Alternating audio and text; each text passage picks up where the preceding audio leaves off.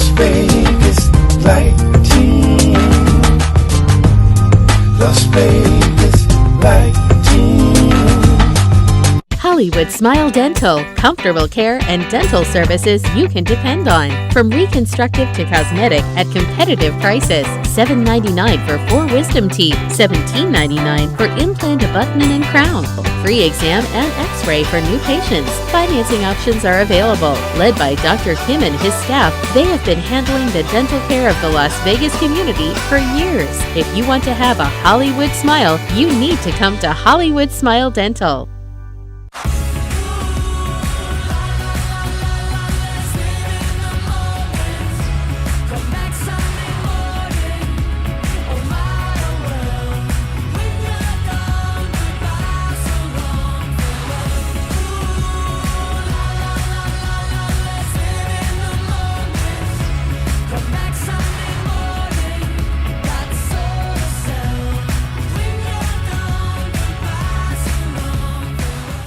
When you're hurt in a wreck, you want an attorney that will fight for every dollar you deserve. In many cases, Lerner & Rose recovered 10, 15, 20 times more than the insurance company's original offer. Get the money you deserve. Call Lerner & Rose today. Call 877-1500. In the arena of industry, precision and power reign supreme. Since 1970, one name has stood strong: Curtis Steel. We don't just supply, we forge. We don't just deliver, we dominate. Carbon steel, aluminum, stainless. Every cut, every weld, every piece is engineered for excellence. From massive commercial builds to the toughest custom projects, we deliver. With cutting-edge tools and operated by the pros, our shop is a powerhouse, ready for anything. Cutting, rolling, drilling, punching, we shape the future, one strike at a time. When quality demands performance, when strength is non-negotiable, you call Curtis Steel. We are the backbone. We are the foundation.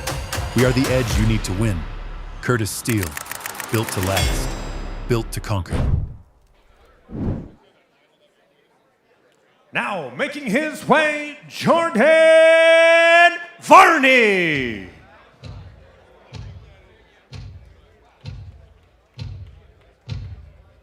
Tuff-N-UFF 149 rolls on here in Las Vegas, and Jordan Varney is making the walk right now.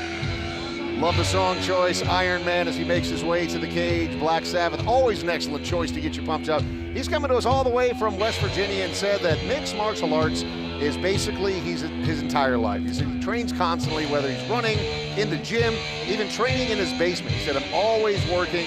Got into mixed martial arts just a couple of years ago. Always felt like he had a natural talent, and he gravitated towards fighting, but really wants to see where this can take him. He looks up to Conor McGregor, mentioned him a couple of times, but wants to be in the UFC in 5 years, DJ. You know, the Conor McGregor role model might be a questionable choice, but he does say that his biggest fear is not realizing his maximum potential, and that's really what fighting is all about. It's about seeing what you're made of, and he believes he's made of some good stuff. You're right, Conor McGregor is a role model. I'm not sure, but either way, you got to appreciate his fighting style. Welcome to the cage, Jordan Varney. And now we welcome Tyler Gibbons. Tyler Gibbons, his nickname is Groovy, comes in with a perfect 3-0 record tonight here at Tuff-N-UFF. He got into mixed martial arts when he turned 21 years old because his buddies thought he'd be good at it. He's like, yeah, I'll give it a try. Kind of had a sports void in his life, and next thing you know, he's out here training 5 to 6 days a week, sometimes 2-a-days if he has the day off. Said all aspects of mixed martial arts he's trying to improve on, and knows that mixed martial arts requires you in 2025 to be very well-rounded, so he said that he is always training. He looks up to Corey Sandhagen, said he loves his fighting style, and also wants to be able to be successful in mixed martial arts and see where this can take him, but not just within MMA, also life in general. He said he works hard at anything he does and wants to be successful, and there you see some final moments between him and his coach as he comes in tonight in this catchweight bout with a perfect record on the line. Yeah, and he looks incredibly confident. You mentioned that undefeated record. I guess for good reason. He's lived up to his friends' beliefs that he would be good at mixed martial arts, flawless, and You know, again, fighting as an amateur tonight, I'm just blown away at his composure. He's about to walk into a cage and get locked into it with another man who trains to beat people up, and it looks like he's walking into the library. Yeah, but that's because his day job, he works as a finish carpenter where he has to install custom cabinets. At the level of crazy you deal with there is nothing like he's going to have to deal with inside of the cage. You know, homeowners getting custom cabinets done, that's heavy business right there. Let's take a look at our tail of the tape as these two amateur fighters getting ready to square off here at Tough-N-UFF 149. This tail of the tape brought to you by Yamava Casino and Resort. 72 inches of reach for both of them 5'10", 5 years older for Gibbons. We'll take it up inside the cage for the official introductions. Tough-N-UFF moves now to 140-pound contract weight bout, set for 3 3-minute rounds, brought to you by Yamava. We now introduce you first, the blue corner. At 5'10", he came in at 135.5 pounds. His amateur record stands even, 2 wins, 2 losses. From Ravenwood, West Virginia, Jordan, the show, Varney. And now introducing his opponent across the cage, fighting out of the red corner. He stands 5'11", weighing in 139.8 pounds. As an amateur, his record stands perfect. 3 wins, no losses, with 2 wins coming by stoppage, 1 by submission. Fighting out of Las Vegas, Nevada, Tyler Groovy Gibbons. Your referee, Chris Tione. Chris Tione is our third man inside of the cage tonight here at Tough-N-UFF 149. We got ourselves a catchweight bout at 140 pounds, and this one goes to 3 3-minute rounds. So a little bit more time for these guys to work, although if the first fight was an indicator, maybe not even going to be necessary. We'll see what happens. Cage door is closed, 3 minutes on the clock. Chris Tione with the final checks, and we are set to go. Varney wearing the white trunks, blue trunks for Gibbons. Both men starting this match southpaw.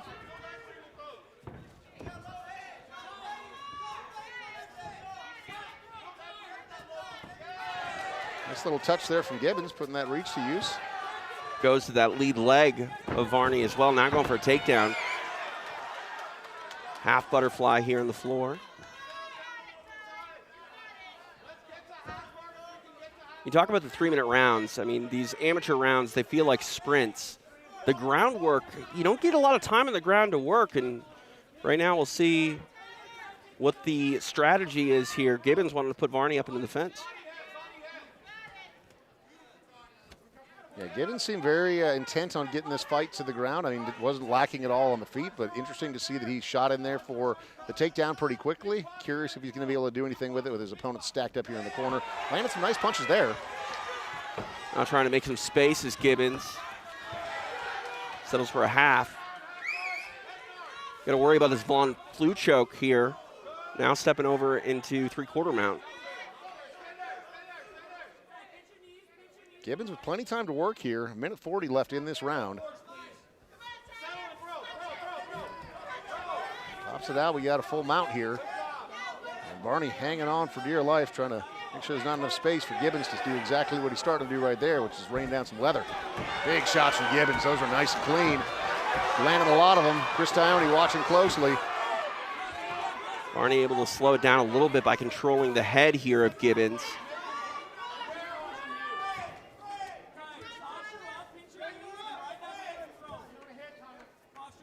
See if Gibbons tries to posture up once again and utilizing that right hand quite nicely. Varney not able to do a lot here with Gibbons just in that full mount, and Gibbons separates again. And Varney now trying to use those legs to try to pin the arms back because he's eating a lot of leather. He can push off the fence here, now not able to do so. Gibbons doing a great job at maintaining this mount position. He's doing a good job sneaking those punches through too, and Tione taking note of that right now. Varney's taking a lot of damage, and Gibbons just wailing away right now. And that's it, ladies and gentlemen. Another first-round finish here at Tough-N-UFF 149. Goes from 3-0 to 4-0. Another dominant performance. Motherfucker!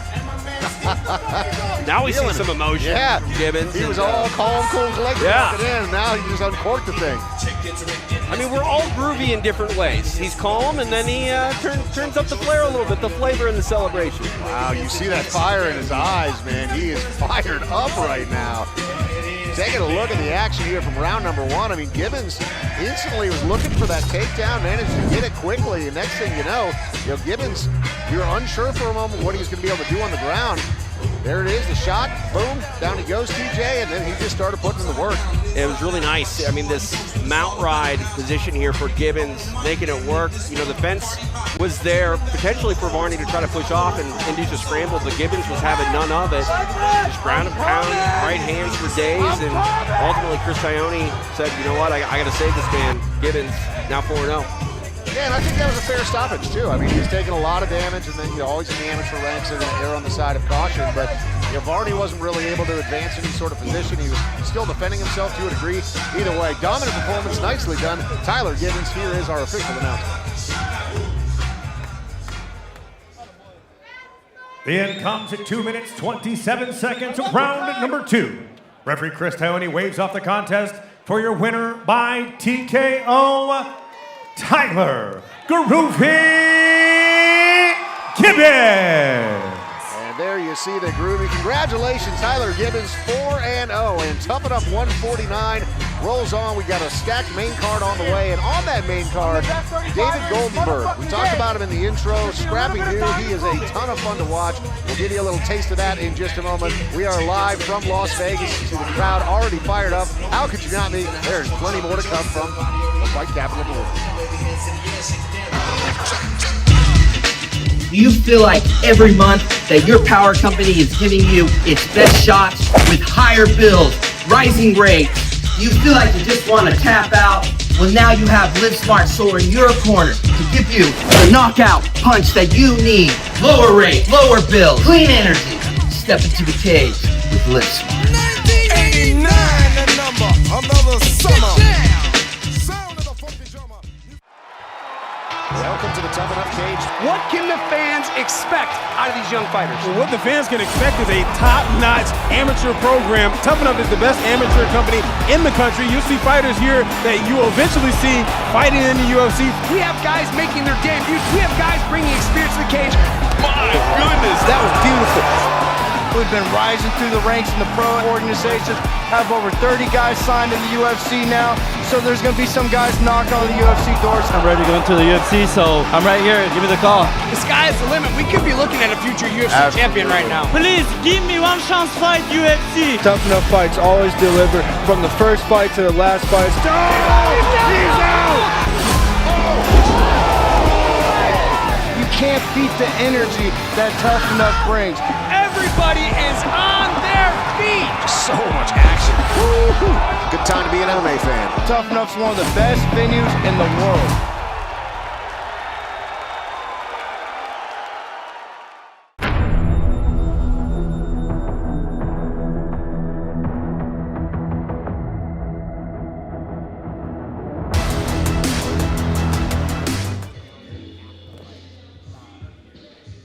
I feel great mentally, physically, a little beat up, but pretty good.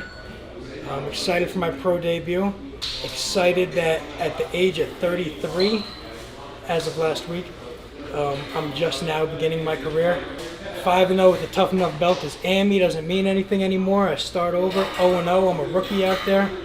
It's funny, I was talking on the phone with a buddy of mine the day before, and I said, look, I'm not fighting for money. This isn't, I got a family coming, I'm getting married next year. I know there's bigger things out there than fighting, especially at the amateur level. I said, God damn it, I want this belt. I really do. It means a lot to me. Talon Carvalho, he's a dog. I think the combined record of his 3 losses, myself included, is like 18-0 now. All 3 have been for title fights. All 3 of us have turned pro. Kid's the real deal. He'll probably be something one day. He came out and he was game.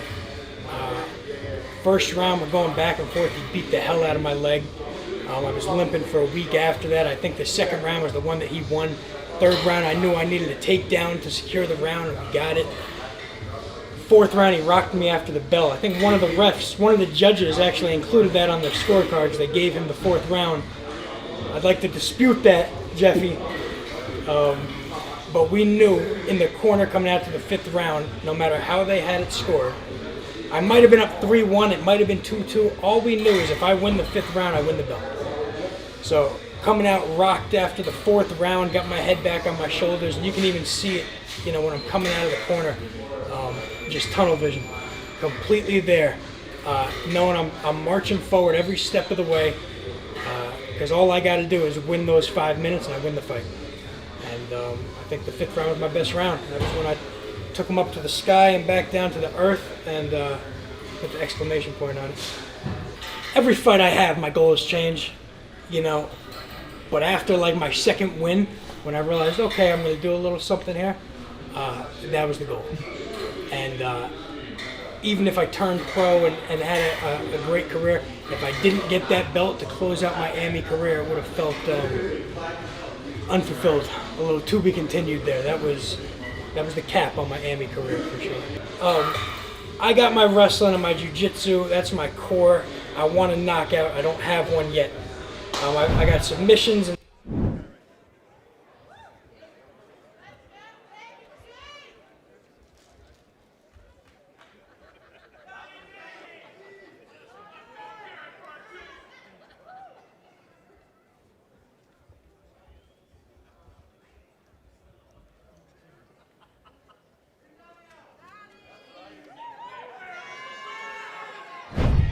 Promo Medical Imaging PMI is the official radiology partner of Tuff-N-UFF.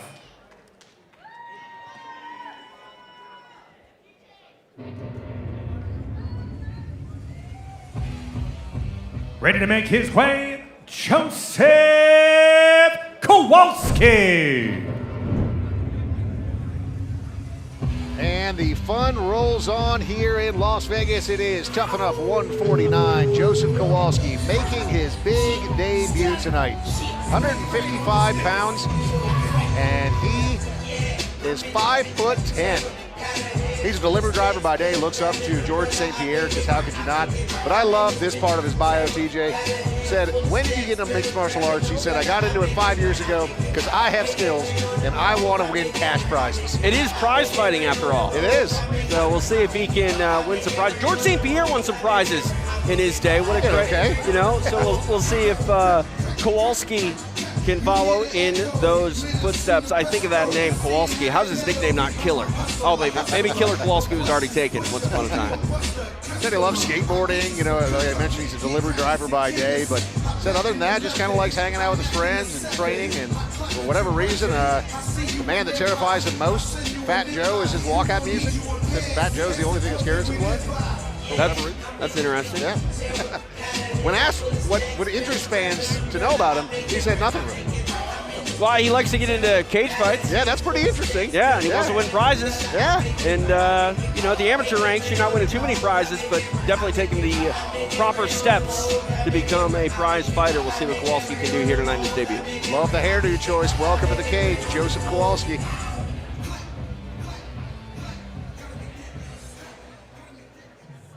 His opponent making his way to the cage, Donnie Baker. Donnie D. Nasty Baker. Not the first time we've seen this young man compete. He's actually got a perfect record at 3-0. Coming in looking pretty focused and pretty ready to get punched in the face, considering he was just punching himself in the face. Has been doing martial arts basically his entire life. Said 6 years old is when he started wrestling, did that all the way through college. After college wrestling, he competed in the Olympic trials, and after that, he began his MMA career. His cousin, Larry Johnson, national champion, said he involved him and the cousins into his trainings. When we were kids, I would watch him practice, so he is cut from the cloth of high-level wrestlers. I expect that to be a big part of what we see in the cage tonight. And wrestlers are just built different. You have to get into that sport at a very young age and live a lifestyle, much like you have to live when you're a mixed martial artist. And, you know, I don't want to say that wrestling is the preferred pedigree for a pro mixed martial artist, but it teaches you the discipline that is required to take this career to a very high level. And he's passing that back along, so he wants to be a Tuff-N-UFF champ, but he also really loves giving back to the youth. He said he's been coaching kids and hosting clinics in his hometown throughout San Antonio, Texas. He said he loves coaching and helping the wrestling community grow. So when we say that wrestling is his foundation, it's not just his MMA foundation, that's also who he is and what he wants to do in the future. they say those who can do and those who can't teach. I assure you that is not the case when it comes to martial arts. There's no better way to learn about yourself than trying to impart your wisdom onto others. And when I see an athlete that is simultaneously a coach, I just think that they're reaffirming all their skills that are required to do what he's doing now in the step of the cage.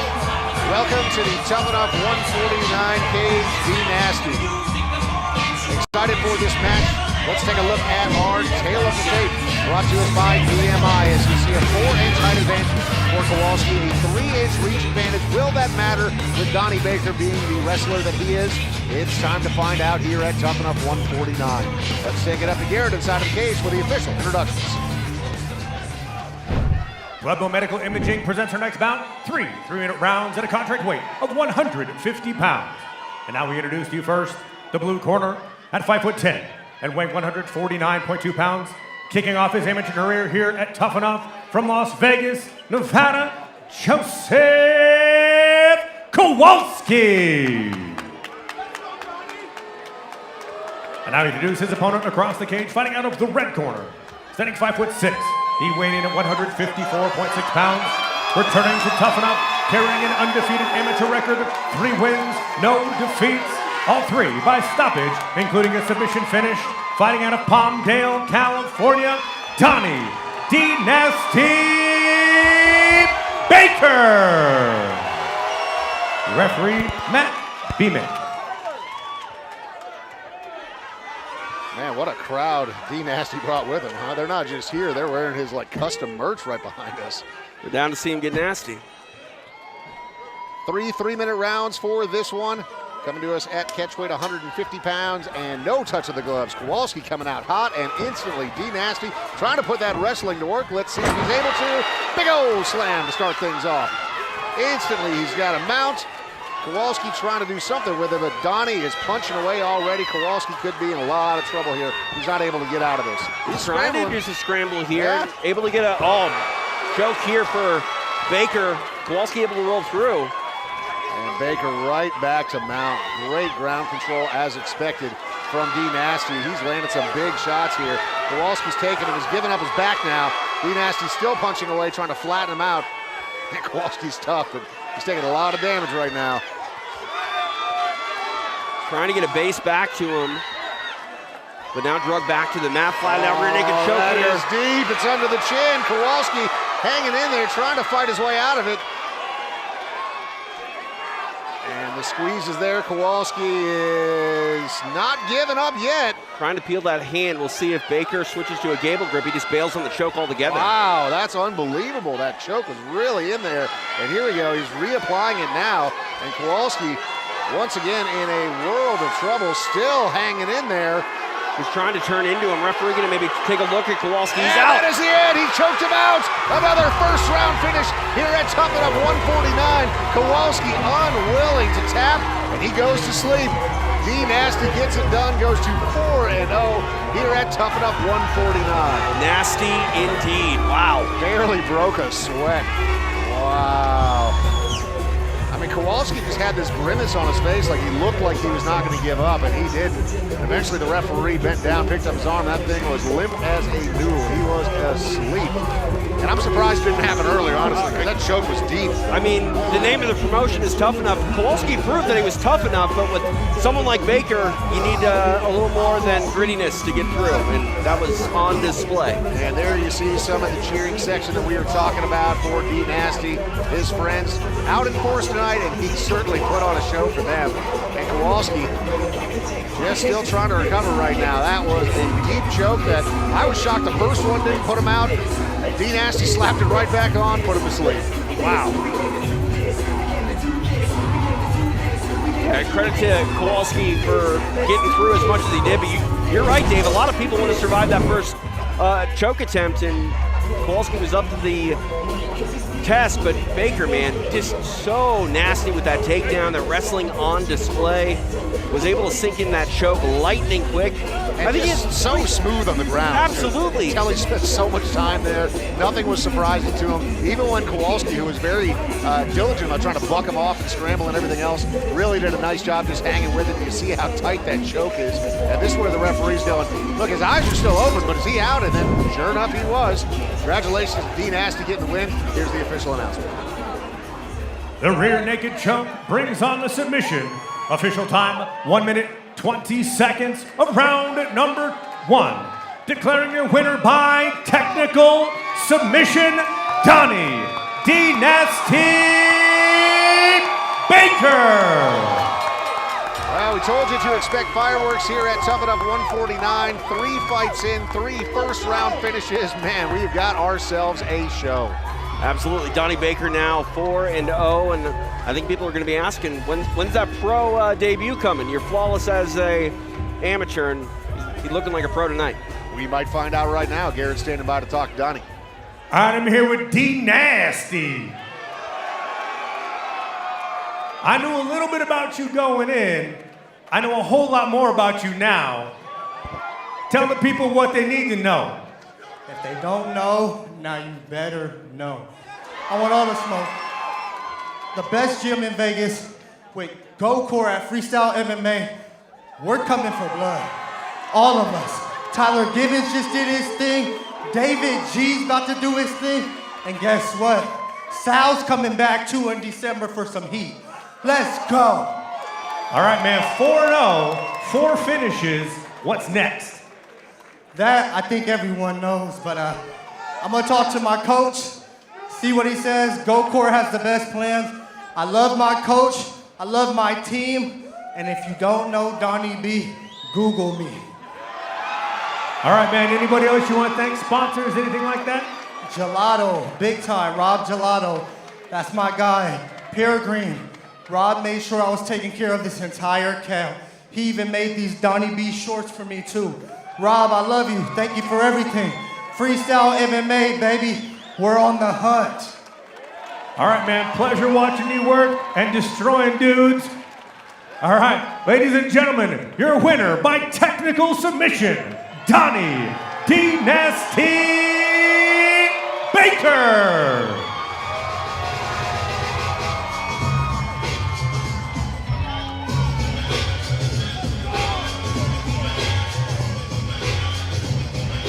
Hey, fight fans, don't miss the official after party at Staples located across the hall from the Pearl Theater, presented by El Cristiano's Tequila. Tuff-N-UFF 149, what a fight that was. As Donnie Baker said, TJ, if you didn't know before, you do now. He comes out, keeps having performances like that. I imagine his phone's going to be ringing soon at the pro ranks. Google not necessary to know about Donnie Baker. That was impressive stuff, and he alluded to what might be next. He's going to ask his coach. I can't wait to see what happens after that conversation. Taking it to the lightweights next. This is Tuff-N-UFF 149. Diners, the Nevada Style Pub invites you to play the best tavern, keno, and video poker in Vegas. Promos are how we roll, so make the most of your gaming dollars here with us. Come play in our ongoing gaming promotions and receive daily free play, bonuses, and more, with a chance to win Knights, Raiders, and Aviator tickets and big money with all those jackpots. It's not only the great gaming that Diners Pub has, it's the 24 awesome rotating draft beers and best appetizers to match. So join us in watching your baseball Aviators and all your home sports teams as we make history in Vegas. Diners, the Nevada Style Pub at 8410 West Cheyenne, 1750 North Buffalo, and Las Vegas Boulevard and Windmill. Diners, I love this place.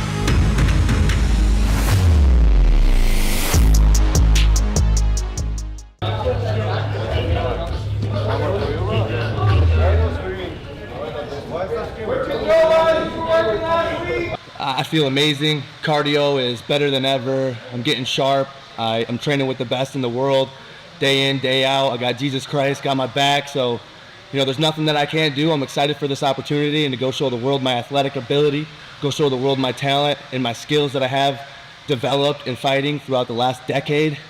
and no one's gonna stop me. It's my time. I'm excited. I'm gonna give the fans everything and more. So tune in, show up. Vegas at the Palms, let's go. When I started fighting in my backyard in high school, I lost to my big brother almost every single time. I wrestled throughout high school. I didn't go to college. I started fighting. I went 9-0 amateur. I never trained a day in my life. I went pro. I went 3-0 pro. Still had barely trained ever. I lost 2 in a row, and I finally started training. Here I am, 16-4, #1 in the country, pound for pound. Someone come and stop. My mindset is bulletproof. It's hard work, discipline. I'm going in. I'm fighting through the fire. I'm forging myself through these fights, and nothing's gonna stop me. I'm the only person that can stop me. And I look at myself every day, and I create a coward of myself every single day. So when I step into that cage, there's nothing but greatness. Just kind of like play with, locking stuff up. No moves, even like no names. I don't even know names of them, you know. Like tying stuff up like a spider leg. You're forward here. Yeah. You good dude. You know, this fight, this win means a lot to me. This is gonna propel my career forward, or it's gonna make me take a year back step. And I'm not looking to fight and train for another year to get to where I know I'm supposed to be. I take that belt home. I take this guy's head off. Have some Mongolian barbecue. Dana White's gonna give me a call, and I'm gonna be fighting where I rightfully belong, and 50K bonus is flooding through the door. What makes me different from my opponent is everything. I think my ability to see things, my ability to move in spaces and the frames that I see, my athletic ability, my wrestling, my tenacity. I'm willing to go in there and throw as hard as I can, and I've seen what he can do. He's a good fighter, but he's nothing like me. And I'm not sick of it. Fuck me up. It's all bad today, bro. I try to fuck him up for you, freaky. I try. Cheers, that's your Mongolian boy gets it next. But you fuck up that boat. That's right.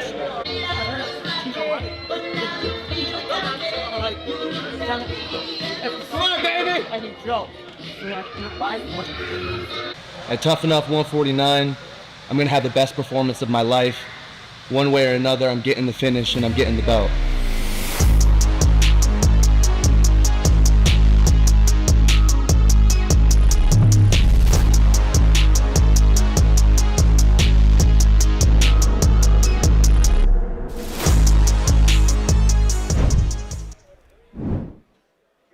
Set to make his way to the cage, Isaiah Bolling. The lightweights are making the walk right now here at Tuff-N-UFF 149, and Isaiah Bolling is coming in with a perfect record as well, 1-0 according to our graphic there on the screen. In 2023 is when he got into mixed martial arts. Said he just walked into a gym and started training 4 days a week. Got some great coaches that have been helping him get ready with his fight team. He said the rest is history. But he has been working in the gym, he said, 6 days a week now, busting his butt to get ready for this moment. Really looks up to the likes of Dustin Poirier and Izzy. How could you not? Two of the greatest to do it. Excited to watch this young man compete tonight. He is afraid of spiders, though. Who's not? Who's not? I'll kill your spiders if you fight my cage fights for me. Fair enough. All right. Well, no, never mind. Okay. That'd be a really big spider. Either way, I mean, this young man, the fact that he sort of literally stumbled into mixed martial arts, 2023, just a couple of years ago, walked into a gym and then decided he loved it so much, he really wanted to chase down this dream. Excited to see him compete tonight, fighting out of Charlotte, North Carolina. Welcome to the cage, Isaiah.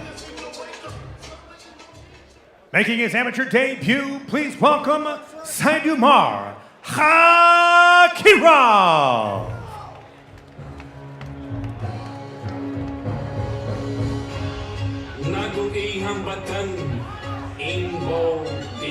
Taking our first look here at Saidumar Khakirov. Coming into the cage with no fights under his belt just yet, but that all changes tonight. Making the big debut at 155 pounds. Said he'd been training in the United States for the past couple of years, patiently waited until I turned 18 so he could legally compete. He's been training and preparing at Syndicate MMA under John Wood, head coach over there. Said he's had the privilege of training alongside some UFC champs, being surrounded by so many professionals, Devo Syndicate, as well as the UFC Performance Institute, that have been helping him grow and prepare at a high level. But isn't that kind of a terrifying thoughts to guys like you and I, TJ, that knowing that no matter if we want to get into mixed martial arts and train at a really, really high level, there's these kids that are patiently waiting in the wings just to turn 18 so they can take that plunge. Like they're built for this from birth, basically, and now traveling across the world, coming to the United States and competing in a moment like this while training at Syndicate. Exciting for this young man. No, absolutely, and doing it in this city with the talent that comes through Syndicate. I mean, you're going to find out if this is a hobby or a future profession real quick at Syndicate, and he believes he has all the skills to do this at a professional level. He does so tonight as an amateur, and he's got a combat sambo background. There's some sambo guys that are doing some big things in MMA as of late, and he hopes to follow in their footsteps. Said the most exciting moment of his life coming to the United States and training at Syndicate MMA. I imagine he could probably add a big win in a debut performance if he's able to pull that off tonight. It is time to find out. Let's take a look at our tail of the tape for this lightweight bout here at Tuff-N-UFF 149. Brought to us by the Palms Casino Resort in Las Vegas. As you see, a 4-inch reach advantage for Bolling, 4 inches in height as well. 18 years old. How about that? 27 years old. Here we go. Tuff-N-UFF 149 rolls on with a lightweight bout, taking it up to Garrett inside of the cage. Tuff-N-UFF heads back to the amateur lightweight division, set for 3 2-minute rounds, brought to you by the Palms Casino Resort. And now we introduce you first, the blue corner, standing 5'10", weighing 155 pounds. He makes his Tuff-N-UFF debut, entering with an amateur record of 1 win, 1 loss. That victory coming by way of first round submission from Charlotte, North Carolina, Isaiah Bolling. And now introducing his opponent across the cage, fighting out of the red corner at 5'6" and weighing 155 pounds, making his amateur MMA and Tuff-N-UFF debut this evening, fighting out of Las Vegas, Nevada, by way of Dushanbe, Tajikistan, Sayedumar, Tajik Blade, Khakirov. Your referee, Chris Tayoni. Chris Tayoni is our third man in the cage tonight. So far 4 fights on the undercard here for first round finishes. We'll see if that frenetic pace keeps up or not. 2 fighters at 155 pounds. Cage doors are closed and we are underway. So you're saying I shouldn't go to the bathroom right now, Dave? This is not the time. Got it. Couple of head kicks early, and this is going to be a quick one. 3 2-minute rounds on this one, so something to keep in mind. Not a ton of time to do work on the ground if we end up there. So far, a lot of striking, a lot of high kicks. Love to see it. Got a sambo background, not afraid to mix it up here on the feet. Now we're going to get a clinch. Double underhooks here for Khakirov.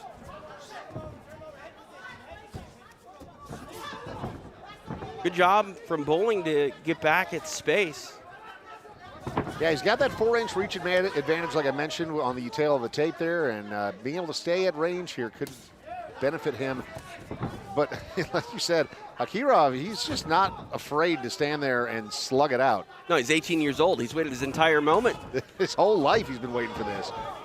Landed a couple of nice punches there, and now Bolling is the one that's closing the distance. Looking maybe for a pick here of the ankle.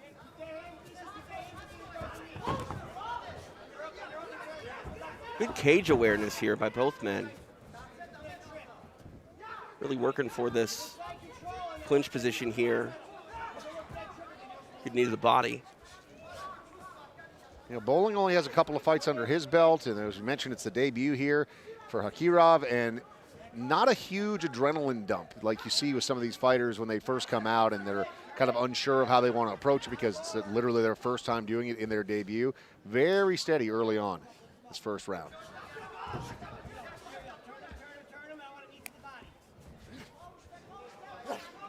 Bolling utilizing these knees here in the clinch and able to separate and get free, but eats a good right hand.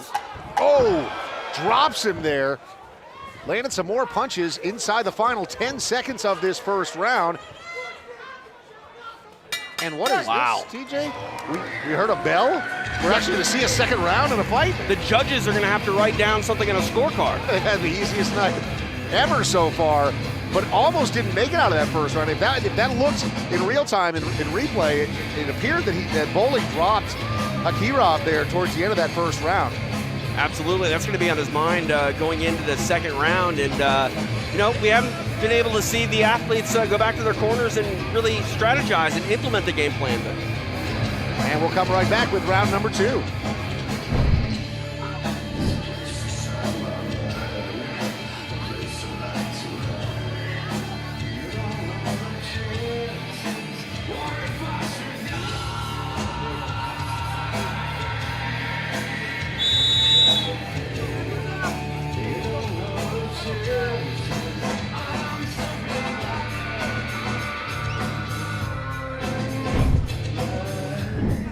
Here we go, all set for round number 2. Let's see if there is a renewed sense of wanting to keep this fight at distance from Bolling with that success that he had at the end of round number 1 there.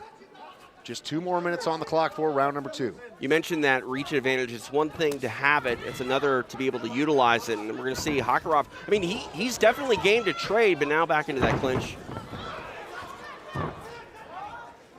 Now Bolling being the aggressor here inside the clinch. Might get tripped up, though. We talk about that reach. He's able to get back up to his feet because he's a longer athlete as well. Yeah, and he's able to scoop those arms out as well. I mean, when Khakirov has the clinch on his body, Bolling doing a nice job using that length to break that clasp behind his back. Khakirov definitely committed to this wrestling style of game plan here in the second round.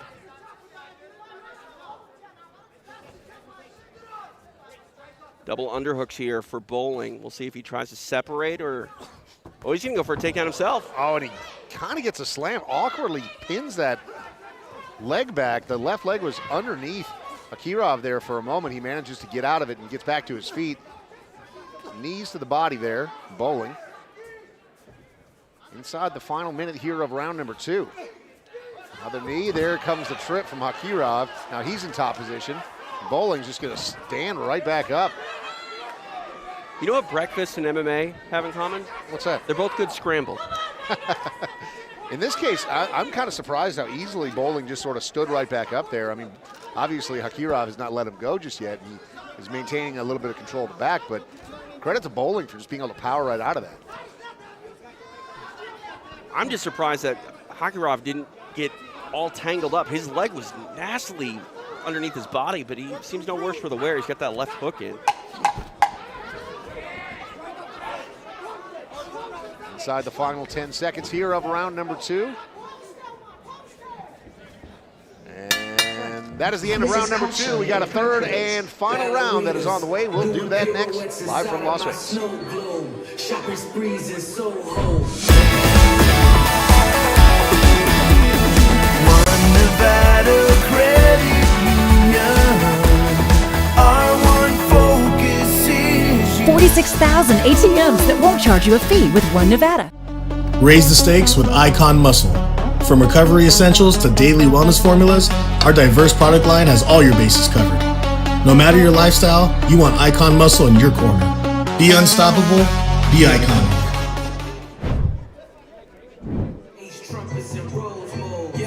Final moments in their corners right now. TJ, if you're in the corner of Bolling, are you telling him to keep this on the feet if possible? Yeah, I mean, you've got multiple weapons, you know, with your hands and your feet. You've got the reach. Try to keep space and try to keep this fight at distance, but he's done well in grappling exchanges as well. This is a tough fight to score thus far. It is. I'm not exactly sure. It could be 1-1. It could be 2-0. I'm not exactly sure. It seemed like with that drop at the end of the first round that Bolling probably won that one, but the second round there, you know, there's takedowns from both fighters. It could be 1-1 going into this third and final round. 2 more minutes to do some work. And as amateurs, this is really where the education, I think, begins, and the elevation almost began there for Bolling, trying to take Khakirov back to the mat. I guess we get our answer on what the game plan is here for Bolling in the third round.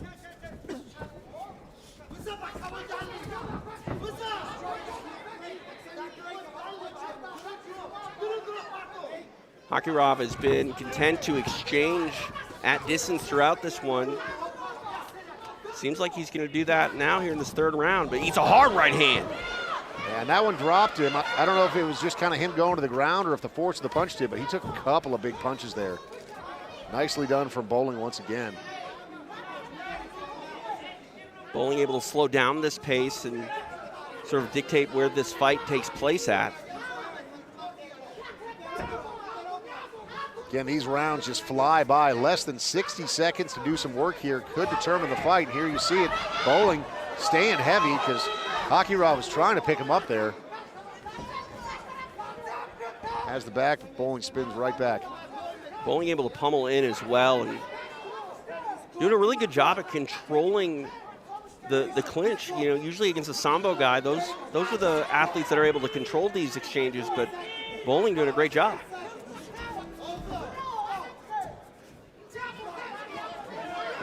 I mean, he's only 27 years old, but Bolling appears to have the old man strength out of these two comparatively, and really just kind of be able to move Khakirov around at will. At north of 40, Dave, I don't want you to talk about old man strength at in 27. the 20s. Yeah, no, thank you. Just in this particular situation because his opponent is so young, just 18 years old. Down to our final 10 seconds here of this third and final round. Looks like it'll probably go the distance as these two continue to exchange punches and knees up to the final moment. Coming up, 149 live from Las Vegas. There you see it. Bolling trying to give his opponent a hug, and Khakirov does not seem thrilled, and I would tend to agree that certainly with that third round, Bolling almost certainly is going to win this fight. And the judges got to do math. Asking so much of them. I know.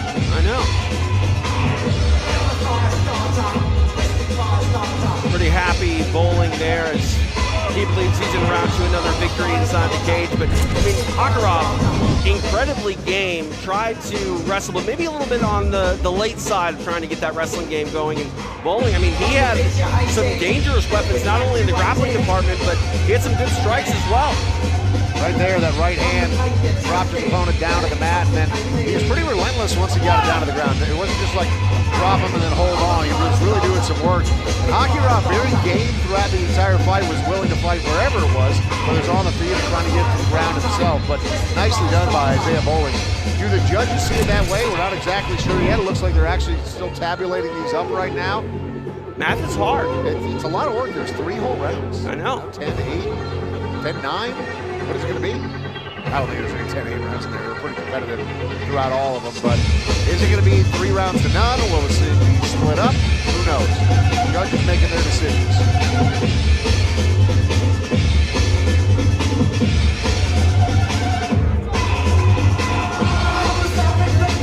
If you're Bolling, I think you're pretty confident.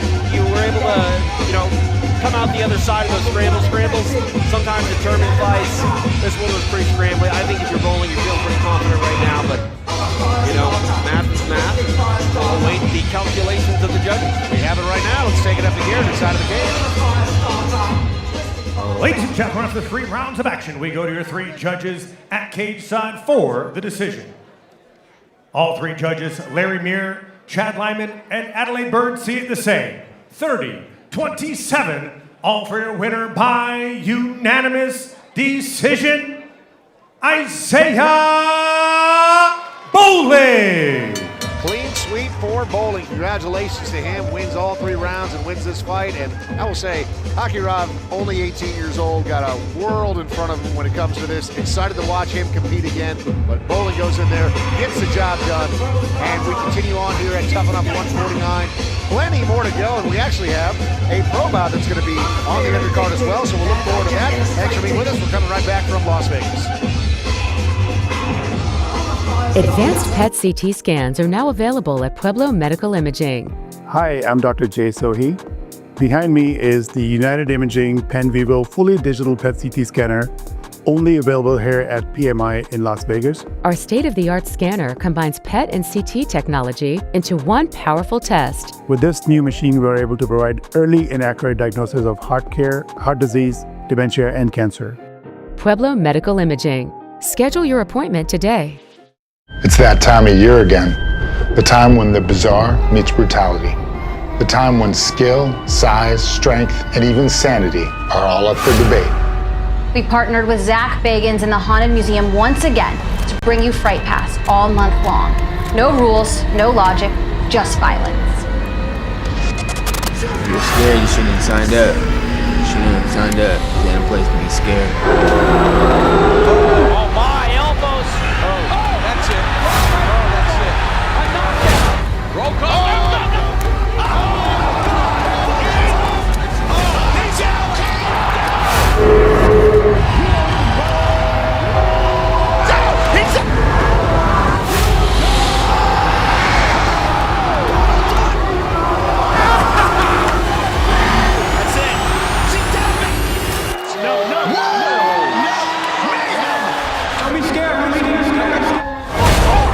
What's up, Las Vegas? My name is Vance Elrod. I'm currently a professional fighter with Tuff-N-UFF and owner of Meraki Medicinal, the #1 USP grade methylene blue source in the world.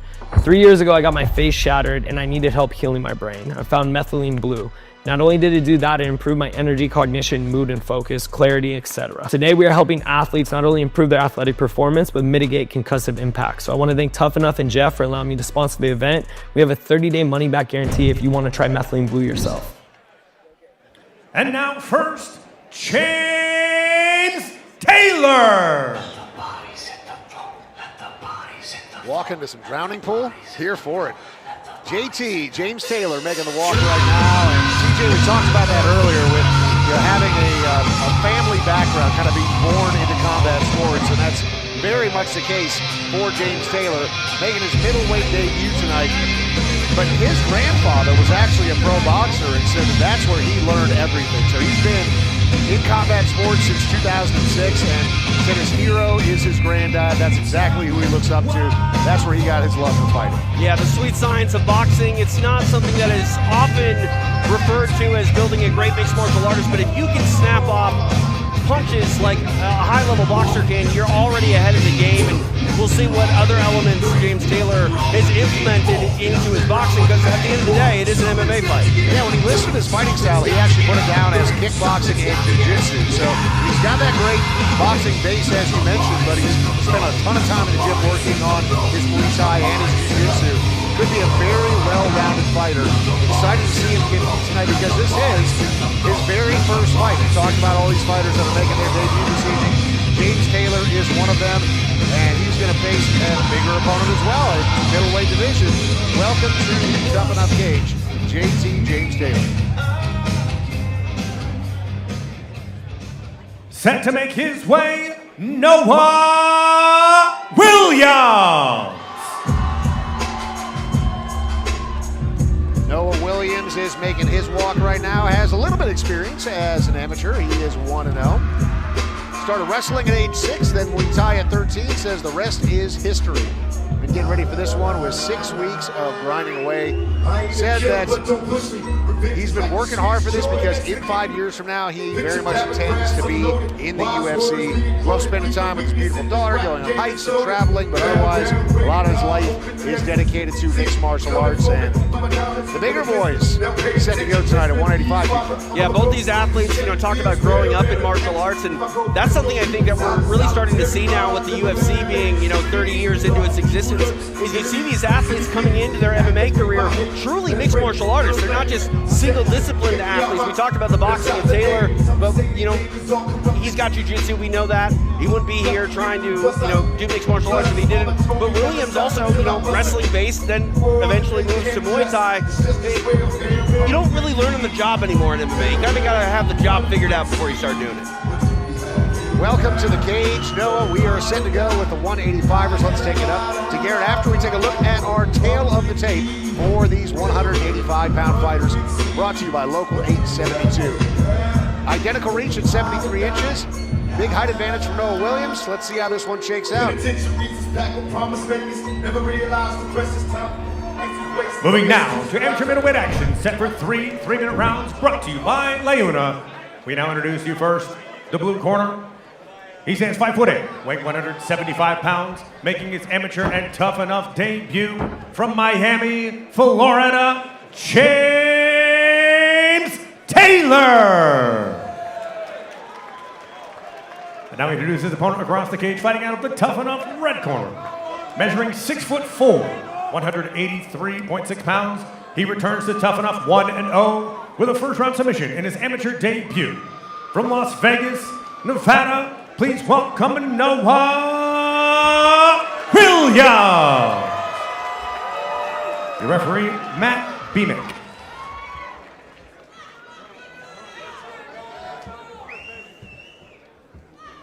Format for this is 3 3-minute rounds. The cage door is closed here at the Pearl in the Palms in Las Vegas.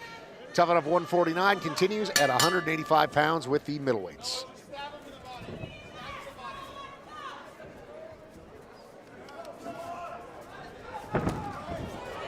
Stalking here is Williams, utilizing the kicks and now opening up with some punches. We see Taylor just turtling up here. Oh my goodness! Round number 1, seconds into it, 22 seconds, and this one is over. My goodness, Noah Williams. I thought he was just getting warmed up. Wow, indeed. He's ready to go another round or two. I mean, like you said, he just started going, and you know, JT faded pretty fast, and just the hands, the power on display. That was some solid stuff from Noah Williams. You know, Noah Williams called out his favorite fighter instead of Sal Everett, who we've seen compete as both an amateur and a pro here in Tough-N-Uff, and he called him out as being his brother. That's the sort of finish that we've seen from Sal Everett in the past, and now Noah Williams comes out with his best bud getting the same sort of thing done. Wow, what a performance from Noah Williams. Just awesome. Yeah, and shining on a stage like Tough-N-Uff, it's going to open more doors for you. And you mentioned Sal Everett. That kid's going places, and everybody that trains with Sal, they want to go places too. And let's take a look at some of the handiwork turned in here.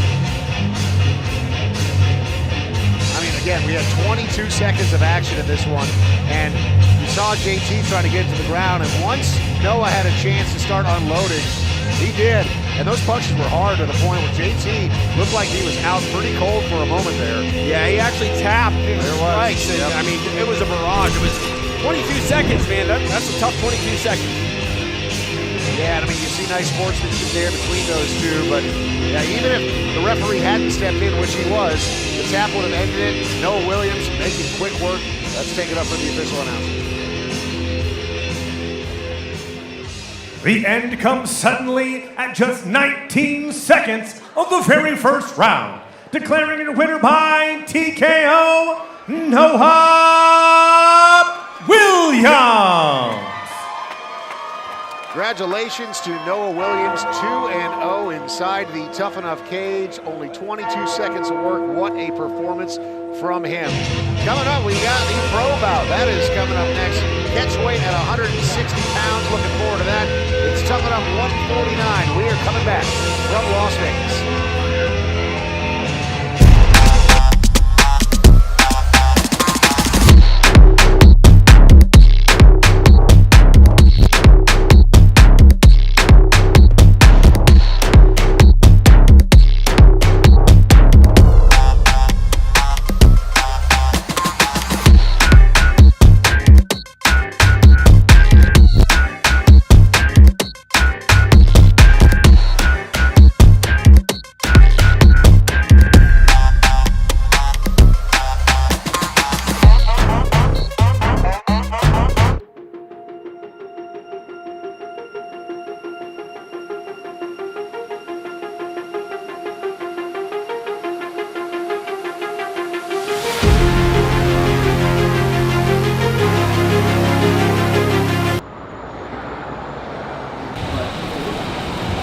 Well, man, I've been around fighting for a really long time. I made my amateur debut in 2007. I put together 50 amateur fights during that reign.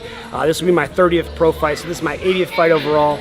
Originally from Detroit, Michigan, trained out there with Kara Rowe, James Lee, Andy McLaughlin, just to name a couple.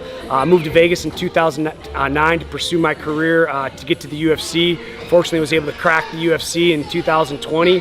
I've been a part of Tough-N-Uff for the last couple years, fought for them as an amateur, fought for them as a pro a couple times, and I just love fighting my hometown. I shouldn't say my hometown now.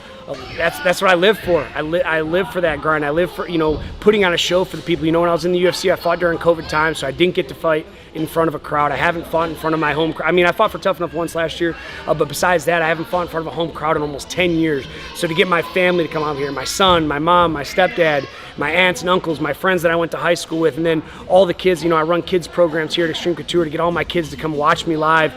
It's a surreal experience, and win or lose, I'm putting it all out there. I show up, I live by the sword, I die by the sword. Expect fireworks October 25th. Fuck, man, I'm feeling great. It's 100 degrees up in this bitch. Got all my high school kids here working their ass off, got pros in here. Fuck, we're getting ready, man. Detroit versus everybody, let's go. Yes. Jab, cross to the body, hook. That's again. Out of low kick. 1, 2. Jab. Jab over. Out of body. That's again. Oh man, fighting has taught me perseverance. Between, you know, being a collegiate wrestler, being a professional fighter, the perseverance of being a fighter, the perseverance of being diligent in your weight cuts, being diligent in your training, being diligent in everything, because the only person to hold you accountable as a professional fighter is yourself. You know, when you're playing like a high school sport or a college sport, you have your coach that has that expectation. When you become a pro fighter, you got to wake up in the morning, you got to grind on your own. My coaches don't call me in the morning, hey man, make sure you're awake. You know, it's on your own. So the biggest thing is just persevering through the highs and the lows, man, because I'll be honest, in fighting, there's a lot of lows, man, and to persevere through those lows to get to the top of the mountain, like fighting for organizations like Tuff-N-UFF, fighting for organizations like the UFC, like, you got it. Perseverance is the biggest thing it's taught me throughout all the years. Nice choke, yep, belly up, belly. Oh yeah, let's go. I told you good luck, Jordan, I meant it. We got fucking Ryder Newman, who is just in the glass, Elijah Ayers, fucking Ace Moore, Cash Moore, gonna be a 4-time state champ. Jordan Christensen, bare knuckle fighter. Fucking, man, you look around, we just got a bunch of fucking studs up in here making each other better. Remember, rising tide raises all ships, man. And that's what everyone in here is doing. Everyone's in here getting better, getting ready for competition. These kids do more.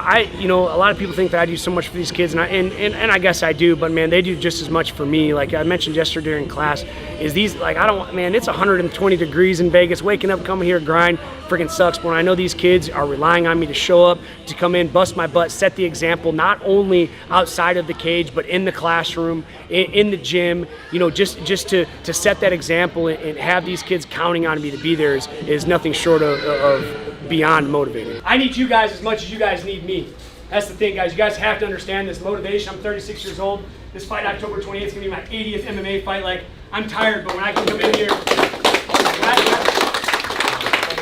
when I get to come in here and watch you guys go and beat the shit out of each other, it gets me hyped, it gets me excited, and especially when I got guys like freshmen, you know, Cash getting after me, Jaden, same thing, getting after me, Sebastian getting after me, you guys getting after me, pushing the pace. Really, I gotta step my game up too, regardless if you're in high school, you got Jordan Christensen here, pro fighter, bare knuckle fighter guy, he's been there, done that, he's done everything. You know? The way you do this is the way you attack everything in life, right? So this guy's teaching you how to work, and this ain't just for wrestling. This is anything you want to do in life, right? Yeah, I mean, guys, that's what I say with the high school program, guys. I'm not just building young wrestlers or good wrestlers, I'm building good human beings. All right, you take this work ethic and you put it into anything. Hey, I want to give a big shout out to my man Kerwin, man. Brought him onto this camp. This guy's a mitt-holding motherfucker. We're here to fucking destroy, guys. Me, Dennis Davis, Roman Isbell, Eric Nixick. You bring out the crew, Jordan Christensen. You bring out the crew. This is our crew, baby. We're here to demonstrate. Right? Yeah. We're here to demolish. At Tuff-N-UFF 149, expect fireworks, guys. Good work today, guys. Way to grind, baby. Get me ready, getting each other ready. Extreme on 3. 1, 2, 3, extreme! Work!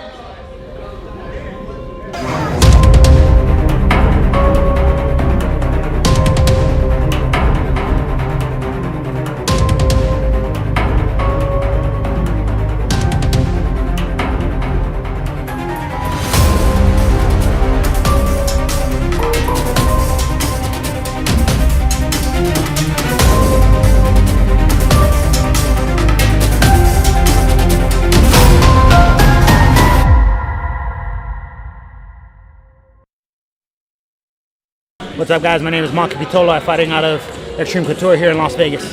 Well, if you don't know already, I go by the name of Coconut Bombs. Born and raised in Hawaii. Here in Las Vegas now. I've fought all over the world, regional scenes all the way up to Bellator and UFC. And I'm currently fighting my way back to a top organization, proudly representing Tuff-N-UFF. This upcoming fight, you guys can expect fireworks. It's been a long time coming, close to 2 years out of the game. The last fight was against Aaron McConical, 4 days notice fight. I'm having a full camp now, making my way back to welterweight, and you guys can expect the best version of myself. I'm excited to show what I've been honing my skills on.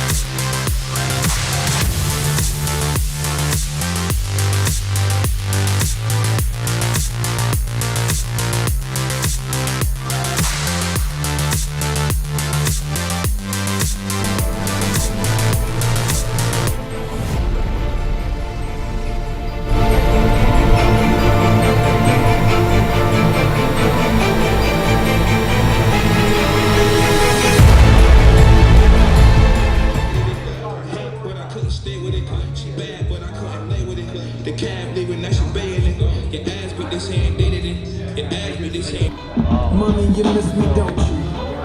Haters, wish you could hit me, don't you? Nothing changed as far as my training and my schedule. I'm still 6-7 days a week. I did implement functional patterns. Shout out my boy Paulie G. Put me on to functional patterns, which has helped a lot with my recovery and my structure. Think of it like dynamic stretching. and kinetic chain building. So been working with him, and overall just been listening to my body, dialing in with my nutritionist Panda. Shout out Panda.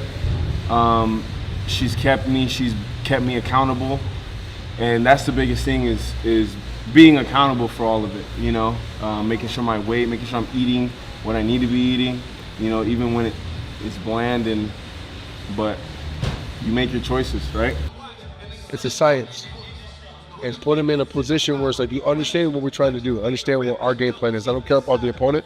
We're going to do what we want to. And we'll break his will, we'll do what we want to him. So this whole concept of just moving and fine-tuning, we'll even do drills like this where I'm switching. Now he's switching, he's reading off of my switch, you see? Just reading off of my switch and looking for a place to throw. We're not Mystic Mac. No. We're not Mystic Mac by any means. It's a fight. It's a fight. We got to respect it. We got to respect the energy going into it, right? We can't just, you know, call the shot like it's not that at all. But we're confident that we're going to get it. We have a game plan. We stick to the game plan. Once the game plan's executed, it's a surprise to everyone else. But to us, it's like, see, this is what work in the lab does. This is when you put your formula together the right way, you actually implement what you need to do for it. You see it, you shoot it, boom. 2 paychecks. Hey, you see? Yeah. Sell that pushing you coming, yeah? Yeah. Again, keep walking, keep walking. Keep walking. Yes, sir. There you go, you see? Yeah. I think he'll be the best 55er in the world, no question. His physical attributes are insane when you think about a 55er. Not only his build, but his speed, timing, and he listens. He's good at following game plan. Even when the shit, you know, he's had some wars as an amateur. A couple fights that I wish he didn't have as an amateur, to be honest with you, because it was so brutal. But he needed that in that moment to get through it. So we're ready for whatever comes. I mean, the fight game is the fight game. We respect the opponent. We respect their work. There's a camaraderie and a brotherhood amongst fighters that we respect the fact that they're going to bring their best and bring the best out of Miguel, and he'll do the same to them. But ultimately, we're going to get our hand raised in victory. I want to reflect that we're doing the right thing, and that's what this belt is a reflection that we do work hard. We do know what it is to bust our ass. We do know what it is to fucking grit through pain and fucking have people shitting on you, and people, you know what I'm saying? It's universal. Everyone deals with it. But the one thing that the difference between us and them is, like, we know that's there, and that's still not going to stop us from going forward. Like, we're still going through that. You know what I mean? We're going all the way through it because there's no shortcut. There's no, you know what I mean? Tune in, UFC Fight Pass, live at the Palms. Tuff-N-UFF 149, Suavecito in full effect. Come watch me perform. Blessed and highly favored. Thank you. I'm Smila Sandel. I made history by becoming the youngest Muay Thai world champion in the world. Now I'm about to do the same in MMA. I feel ready for this fight.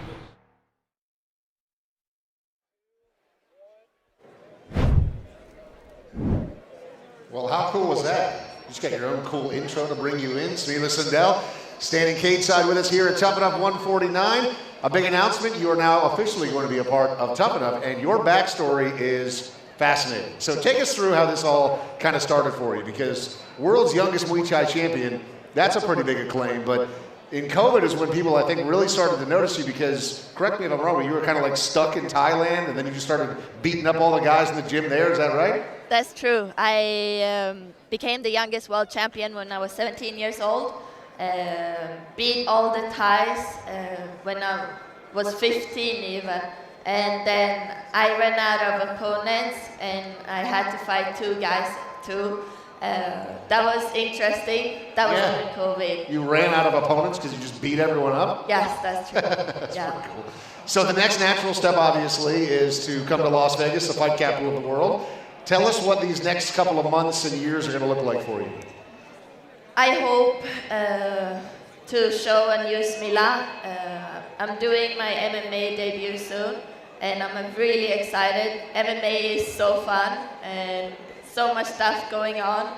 And yeah, my goal is, of course, be the best there too. When did you decide that you really just love punching people in the face and decided to make the trip to Thailand? Like, when did all that develop for you? So I moved to Thailand with my family when I was 11, and then when I was 12 years old, I had my first fight, and after 3 wins, after 3 knockouts, I was like, shit, this is fun. Pretty good at this. Yeah. Good for you. So with, being a Muay Thai martial artist and then obviously transitioning into full-on MMA, has that been a real grind for you to kind of learn some new skills and try to incorporate all the wrestling and jiu-jitsu and everything else? Yes, so that's a big change. Even the striking is different. And I'm doing jiu-jitsu competitions too to get my jiu-jitsu better, and also I've done this for a year now and hope to continue this for a long time. How many fights do you want to have here at Tuff-N-UFF? This is my first time here at Tuff-N-UFF, and I really like this event, and we will see how many. If you guys give me fights, then I'll stay here. We know you're dangerous with 8 limbs. What are you doing in the gym that you like with mixed martial arts? Do you have a special submission, anything like that up your sleeve? Of course, I'm a striker, but if it's a submission, I like the clinching. So maybe some chokes from standing up, but I won't tell you everything. Fair enough. You got to keep some secrets. She's already beaten up 2 guys. We're 2 guys. We got to get her out of here before she beats us up. Yeah, let's not do that. Congratulations on all the success so far. I mean, you're not even 21 years old. Is that right? Is that next month you're turning 21? So you can't even go out to the casino right now and gamble, but you're out here running out of opponents because you're beating everyone up. It's incredible. What a story. Where it will go from here, we don't know, but we are going to find out because your Tuff-N-UFF debut is coming up. We cannot wait to see you. Thank you guys so much. Smila Sundell, ladies and gentlemen, put your hands together. The world's youngest Muay Thai champion. We will have more from her at Tuff-N-UFF. And Tuff-N-UFF 149 rolls on from the fight capital of the world. Thank you, guys.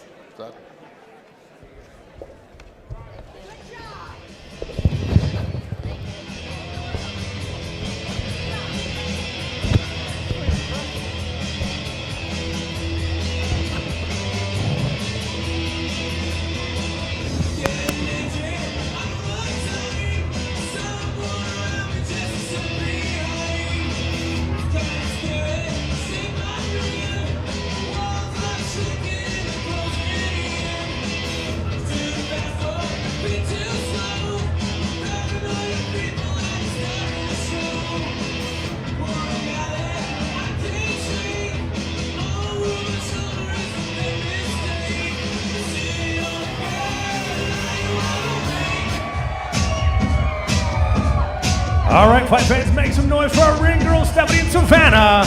They're throwing out some Tuff-N-UFF merch. Let's see if they've got the arm.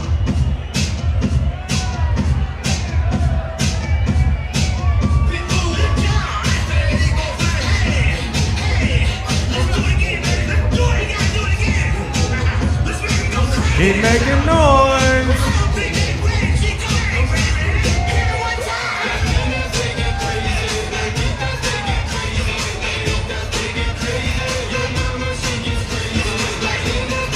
All right, give it up for our ring girls, Stephanie and Savannah.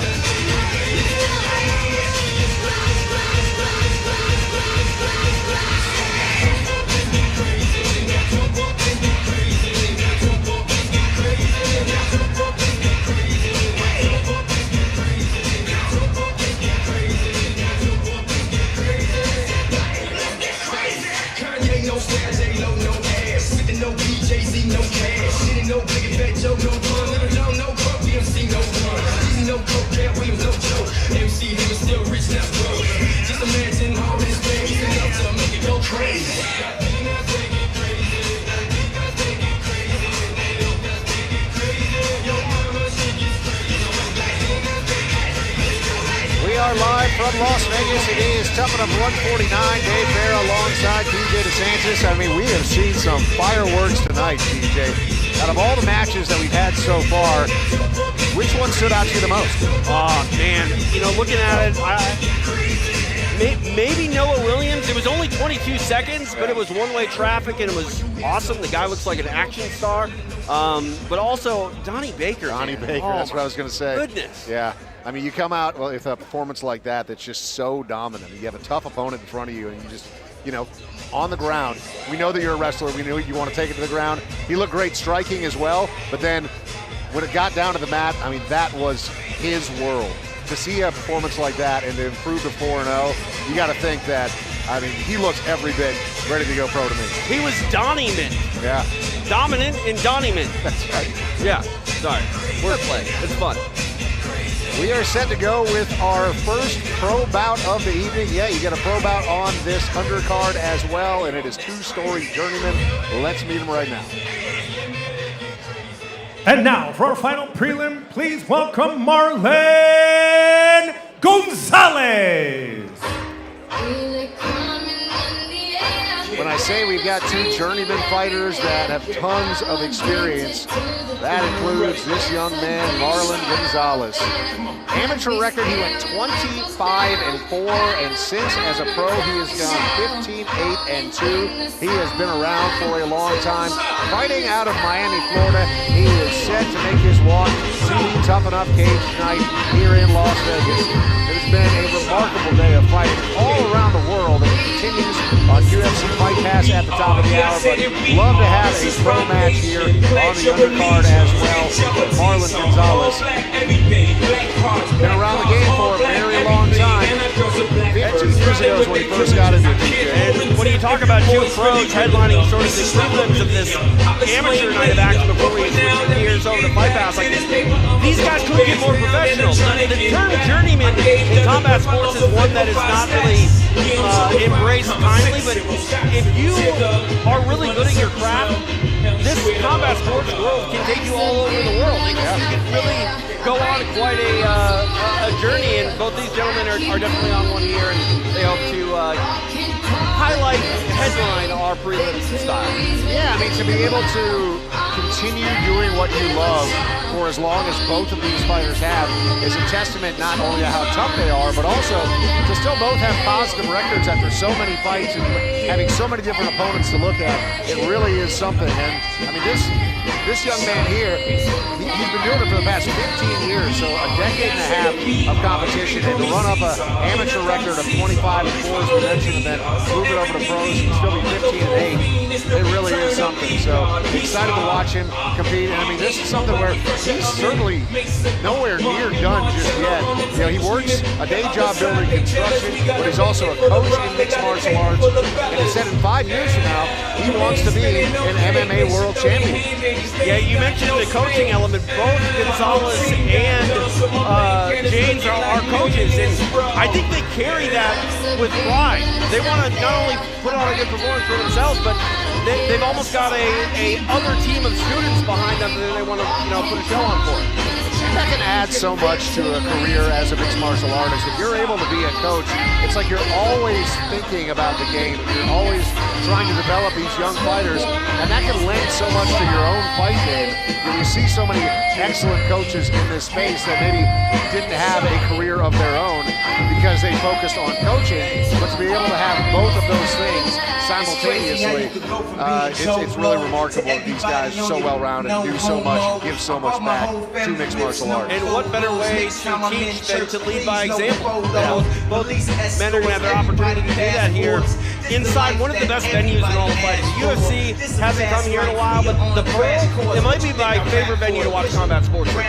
This venue, when it was first built in Las Vegas, and they did a revamp of the venue to bring in all the state-of-the-art technology a few years ago, but I've seen so many different concerts over the years. But like you said, the mixed martial arts history of the Pearl of the Palms, I mean, you mentioned it earlier, with DB Brandao, who's going to be headlining our main card that starts at 7 o'clock over on UFC Fight Pass.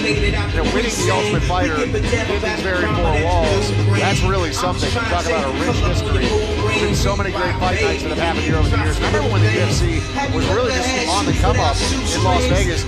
This was a pretty big venue for them. Outside of the major pay-per-view cards, being able to have fight nights that took place in Las Vegas, not just over at, say, the Thomas and Mack, but at a premier venue that had just been built to house some of the biggest bands that would roll through town. It really was kind of the UFC planting their flag, and I mean, you would have this entire place filled up. So cool to see the Pearl leaning back into bringing high-level mixed martial arts back to Las Vegas at the Pearl. Really is cool to see, and love that the leadership here at the Palms is doing just that. Absolutely, and Dave, I walk into this building, I'm like, really? This is where we're working tonight? I know. This room? Pretty cool. Yeah. Wasn't that long ago that I was seeing like the Killers headline the show here. I think the Cult played here last night. Isn't that something? Feel it coming in the air. Hear the screams from everywhere. I'm addicted to the thrill. It's a dangerous love affair. Can't be scared when it goes down. Got a problem? Tell me now. Only thing that's on my mind is who's on this town tonight. There he is. All right. I guess they're in a little bit of an elevator issue backstage or something. So I've never heard of an elevator issue. Justin is making the walk right now, so we'll shift over to him. Justin also is somebody that's been around for a long time. He mentioned it after we were watching the behind the scenes with Justin James when he was at Extreme Couture. He was talking about how he ran up over 50 amateur fights, and since going pro, 17-11.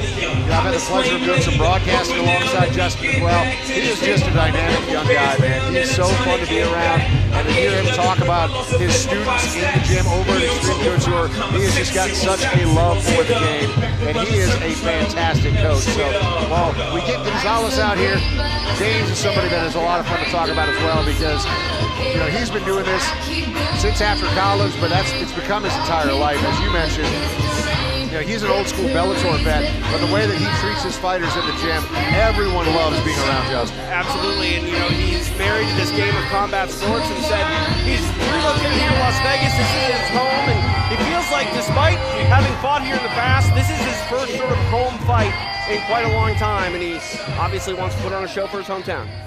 Welcome to the cage, Justin James. Already in the cage, please welcome from Las Vegas, Justin James.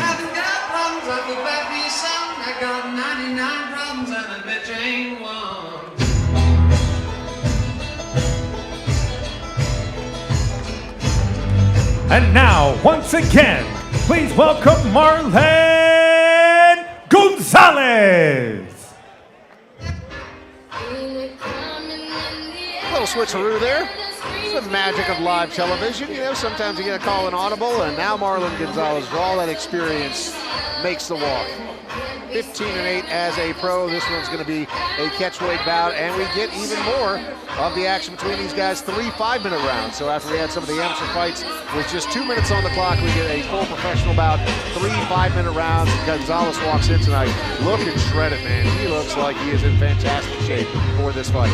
Yeah, absolutely. And he's got a UFC vet in front of him. He wants to make a statement. It's one thing to win in mixed martial arts. This is a sport where style points matter. And both of these guys want to style on each other, and it's going to be easier said than done. You mentioned their wealth of experience, both coaches, both real martial artists, not just in the sense of competitors, but lifestyle as well. They eat, breathe, sleep this game. Yeah, I'll be curious to see if there's any feeling out in this professional bout here, or if it's just going to be straight to the action, because both these guys, I'm sure, know exactly what they want to do. You put two coaches in there against each other. They got game plans. Who's going to be able to enact theirs? It's time to find out. Taking it up inside of the cage after we take a look at the tail of the tape here at Tuff-N-UFF 149. As you see, both of these guys very experienced. A reach advantage for Gonzalez, a height advantage for Gonzalez, and James, 2 years the elder. This one brought to us by Meraki Medicinal.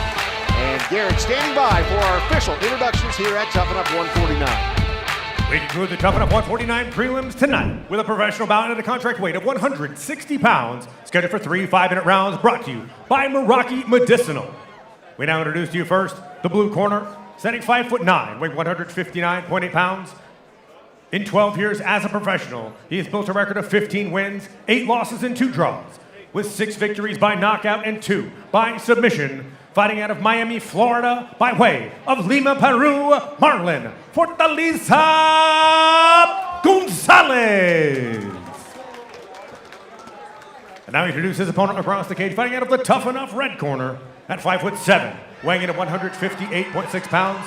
He brings with him a veteran record of 17 victories, 11 defeats.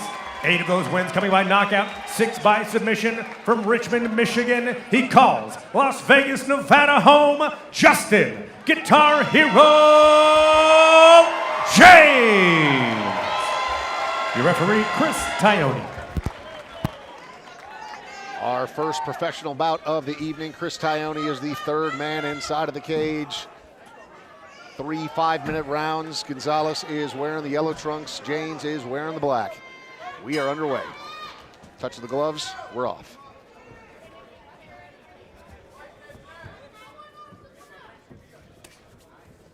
James switches to southpaw and then fires off that left kick to the body.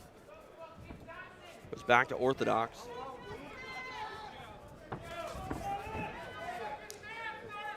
Mentioned the potential feeling out process. A lot of respect being shown by both fighters right now early on. With all the action we've had tonight, I think anything of a feeling out process is going to feel almost extended more than it actually is. Yeah, I mean, 30 seconds or so of feeling out right. would have been ridiculous in a 2-minute round. Some of the fights didn't even last that long, but these guys a little more real estate to work with here with 5 minutes on the clock for each round. See a little bit more feinting here from James as well. He's got a wrestling background. He's been kickboxing here thus far, but he's feinted at that shot a little bit, lowering his elevation, and now Gonzalez fires back with some hands. Yeah, Gonzalez did a nice job of timing that one, and ooh, big kick to the head. That one snuck through. James going for that takedown, trying to get that trip and scramble here. Oh, nicely done by the wrestler. Definitely was hurt, but now he's in top position, and Gonzalez might be trying to frame up a Kimura on that right side of James. James punching away here, staying busy. Gonzalez trying to get that arm controlled now. See if he tries to work back to his feet. James doing a nice job being heavy on top here. Gonzalez trying to scramble out of it, but we know that Extreme Couture pedigree. Very difficult to get an Extreme Couture fighter, much less a coach, off you. Gonzalez trying to explode now, trying to get that base back underneath him to stand. James picking that arm out.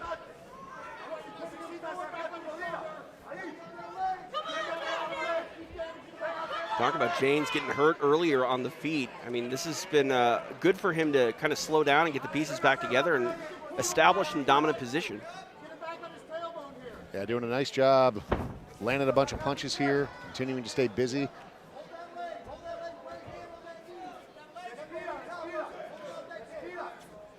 Coming up on the halfway mark here of round number 1. And Chris Tione, there from Chris Tione saying don't grab the cage. Gonzalez was perhaps using that to try to improve his position. And James picks that arm out once again. James utilizing good head position as well to try to keep this fight on the floor. There's a lot of little battles here going on where James is coming out the other side to maintain this top position. And we talked about game plans going into this. You've got to think that this is exactly what Justin James was hoping for in this fight. Probably didn't want to get rocked early, but I mean, he looks no worse for the wear. Yeah. Now, under 2 minutes remaining in this opening round. Gonzalez just trapped right now in the corner. That fence can help athletes wall walk and get back to their feet, but right now I think the fence is aiding James and keeping this fight to the floor. Well, you see the right leg of James there, how he's controlling the leg of Gonzalez, not even letting him kind of posture up to try to explode out of this. He's got all that weight right above the knee of Gonzalez. Looking at this half guard position, it's not the most dominant to strike from, but James has got to think pulling ahead on the scorecards by maintaining the fight where it's at. Yeah, just peppering away. Now he's trying to scoot Gonzalez out even further. And this is the experience level of Gonzalez as well, because he's relentless at trying to get up. He's not accepting the position, even though James is doing a pretty good job at keeping him here.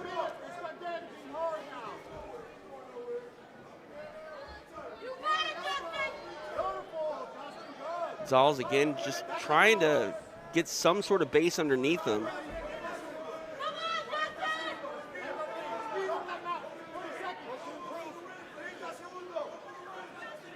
Down to our final 30 seconds here of round number 1. Obviously a fatiguing match here for Gonzalez, but mentally fatigued as well, I would think, because he had James hurt so badly earlier in the round, and that's just an afterthought at this point. Taione's going to stand him up, and Jane's not too happy about it. Down to the final 10 seconds here of round number 1.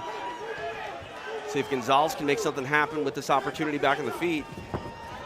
Wow, that was a questionable stand-up, and Janes is not pleased about it, understandably so. I thought he was staying busy enough to continue it on the ground there, but Taione disagreed, and Gonzalez really was able to kind of capitalize there in those last few seconds. Made the most of it with under 10 seconds on the clock. Tough-N-Uff 149, round number 2 of this pro bout coming up next.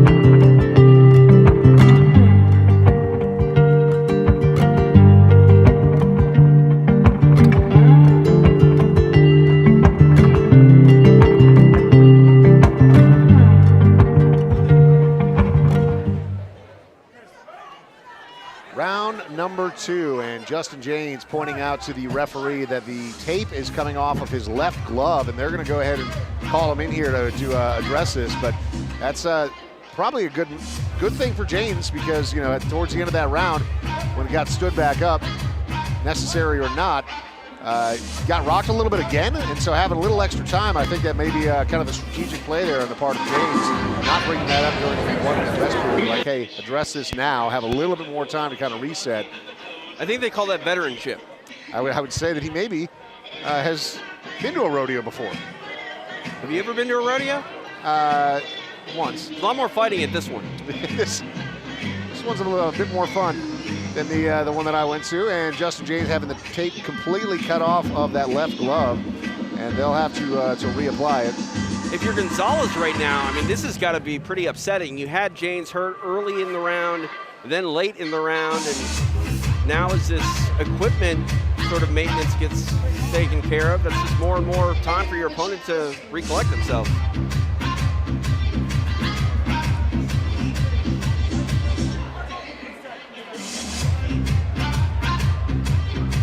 Trying to see if it was more than just the tape. You'd hate to see if James had something wrong with his left hand or his wrist. It looked like it popped off, because I noticed it when they were literally right in front of us fairly early on in round number 2. So I don't think so. He's all taped up, and yeah, he slapped the hands together. It looks like he's doing just fine. It'll be interesting to see, because this fight has quickly become pretty lopsided as far as where the fight's taking place. Gonzalez doing very well on the feet. James doing very well on the ground. Let's see how long James wants to stand with him. Gonzalez slipping there on the mat, trying to get his footing. James comes in with a big overhand right, and instantly right back down to the mat. Exactly where much of the first round took place. In a great position here for James, as he's got basically a mounted ride here over the legs of Gonzalez.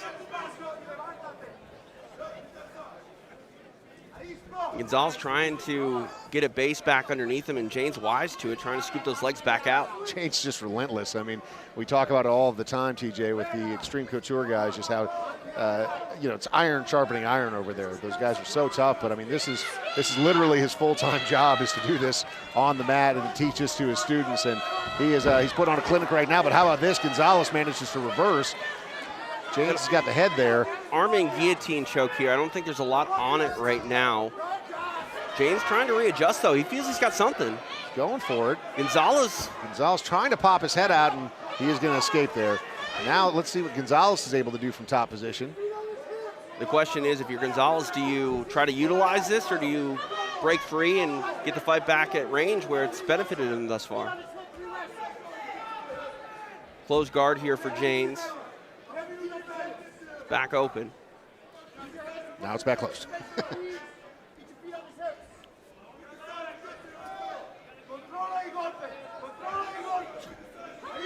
Gonzalez sneaking some heavy punches in there, but not a lot. James doing a good job tying him up. We saw that interesting stand-up earlier by Chris Taione. We'll see if he's more patient here in the second round. James with that right foot on the hip for a moment.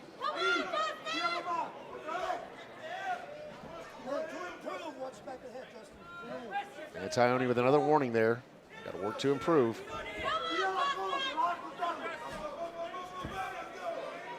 Basically giving up the guard position is James. He elected to bring his left foot on the inside here, now working a half.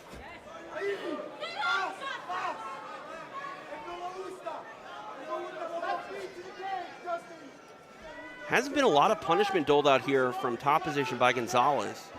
Covering the mouth, though, trying to interrupt the breathing of Justin James. Now in full side control for Gonzalez. And Justin trying to use that cage to his advantage and scoot out of this. See another veteran move there from James, talking to the referee.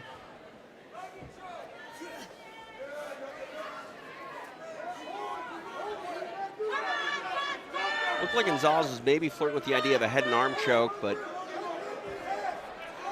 he bails on it. Elects just to try to stay here inside. Now James giving up his back. Takes a quick glance up at the clock, see how much time is left. Minute 41, plenty of time to work here for Gonzalez, and let's see if he's going to go for this choke. James punching away. We talk about the experience level of these guys. I mean, just the way that first round was a bit frustrating for Gonzalez being on bottom position. He might be electing to try to solidify. He's got a crossface here, super uncomfortable, but James punching through it. Now trying to switch that grip on this choke. James peeling away the hand, now going to a more palm-to-palm grip here as Gonzalez. We've seen fights end like this before. 70 seconds on the clock here in round number 2.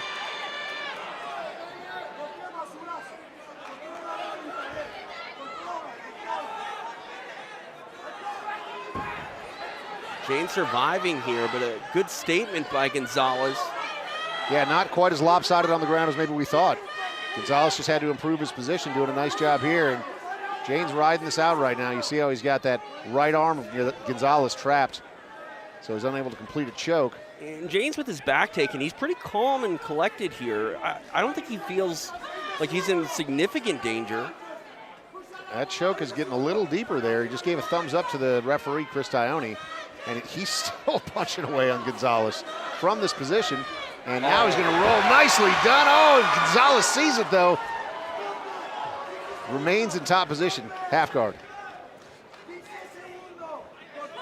Closing moments here. You got to think if this concludes, we're looking at a round apiece for both.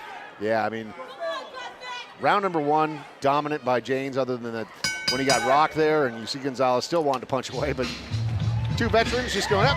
It's all good, man. Let's just continue on. I agree with you, TJ. That's 1 round apiece. It's all going to come down to our third and final round between these two. We're coming right back for the closing stage. Just push it, man. Push, push, push. Break yourself, and then continue to find ways to break yourself or rebuild yourself. OnlyFans, where creators earn. Time to get naked. Just kidding. If I could connect with my people, with my fans. Behind the scenes, technical work, training, travel, giving back to community. Everybody wants to see what their favorite celebrity is doing to check it out.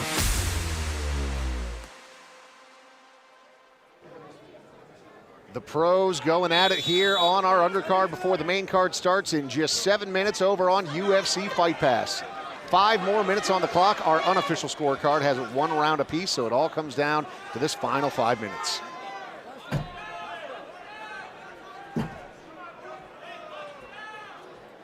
Cage door is closed. We are set. 5 minutes to do some work. Let's see what you got, guys. Oh, there you go. Nice embrace there at the center of the cage. Normally right after embrace, hang on. The glove. We're going to do it again. Yeah, the glove on Gonzalez, the tape is. Who bought this tape? Oh, it's the right glove. I thought it was the left tape. It looked like it was both. Yeah, see, even on the left there, it's starting to come off. We have to have a stern talk with our tape manufacturer.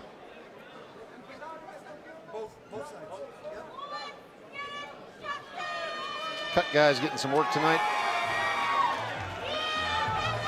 I guess it's fair all around, Dave. Yep, everyone gets a little bit extra time.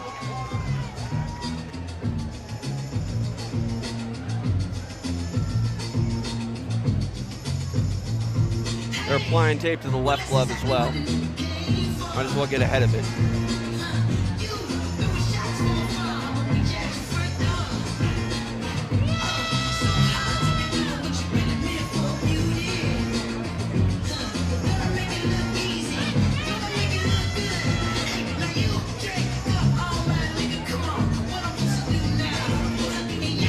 Nine seconds of elapsed time in this round. I think it was all the hug. It was. I was about to say, normally after a hug, it just turns into a full-out barrage. Right. And the exact opposite. Technical timeout. Okay. Cage doors closed again. Back underway. About to be. Take 2 of round number 3. Here we go. Just setting up very similar to how round number 2 did. Dustin James coming in, looking for that overhand and then a shot, perhaps.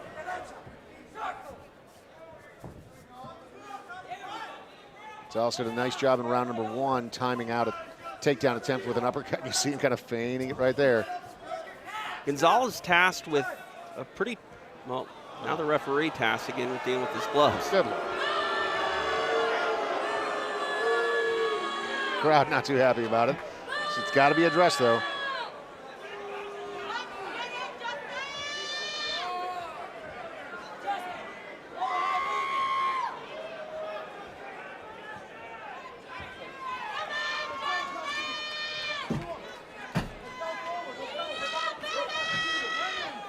Okay, take 3, round 3. Here we go. Back to it. Back to that. There you go, Dustin James, nicely done. Good looking takedown. And solidifying that position on the floor as well. James trying to get over the top of those legs and pull him out now. Yep, scoot him out. Get into a really dominant position. Gonzalez did a nice job in round number 2 of exploding out of this. James wants to make sure that doesn't happen again. Now trying to grab a hold of that neck here is Dustin James.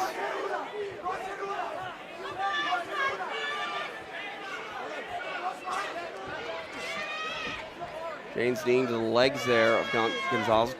Got to make sure he does not hit the head. Gonzalez is technically a grounded fighter. Tony watching closely. Gonzalez manages to get back to his feet. 3.5 minutes in this fight.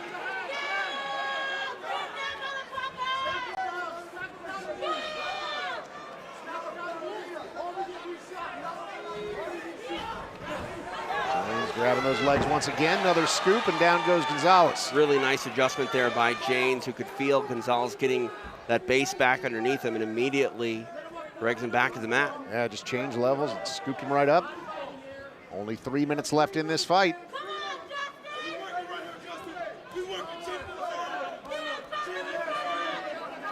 You can hear the corner of James saying, chin in the forehead, utilize that head positioning.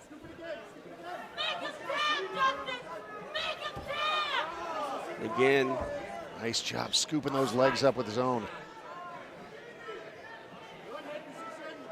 Those little victories here that are mounting for Dustin James. Gonzalez still very dangerous, but he obviously is most dangerous on his feet and he can't get back there. James doing a nice job here in the 3rd and final round, exacting his game plan. Let's see if Gonzalez can get out of this with just over 2 minutes left.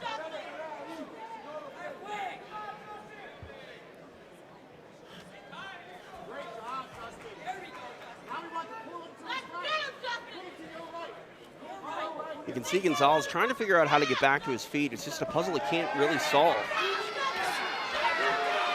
Big shots to the body there from James, staying busy from the ground.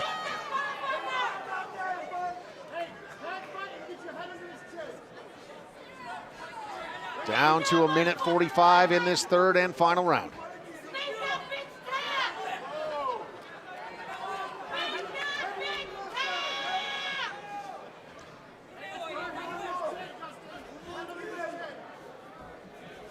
Back over the legs goes James.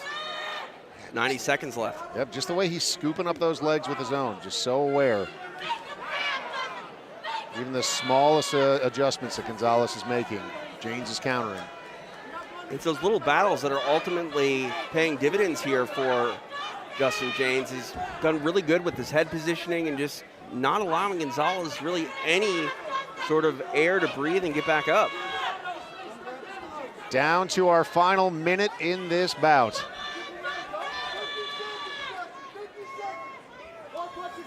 Gonzalez now trying to frame up this Kimura.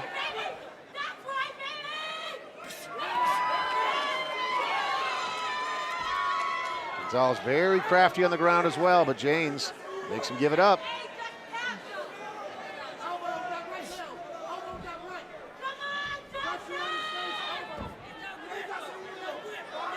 Talk about the experience levels of all the athletes we've seen tonight. This is truly a professional mixed martial arts performance here for Justin James. He knows the path to victory, and he's making sure that this fight stays on it.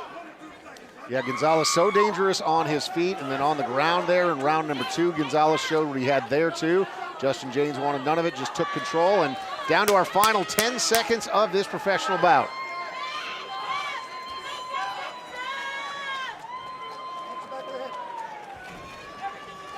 Final seconds, and that is the end. Justin James with a fantastic third round, and we believe that it all came down to that third and final round. See a nice show of respect between those two inside of the cage. Nicely done by Justin James. And I don't think the tape was a factor. No, it was not. Grinding style of a fight, and Justin James believes he's done enough, but I mean, the survival was on display of Justin James as well. He was caught in a pretty precarious choke there in that second round.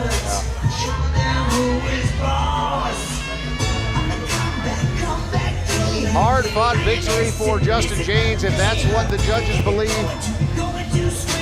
They see it the same way we did. We are going to find out here momentarily, and then we are bouncing right over to UFC Fight Pass after that.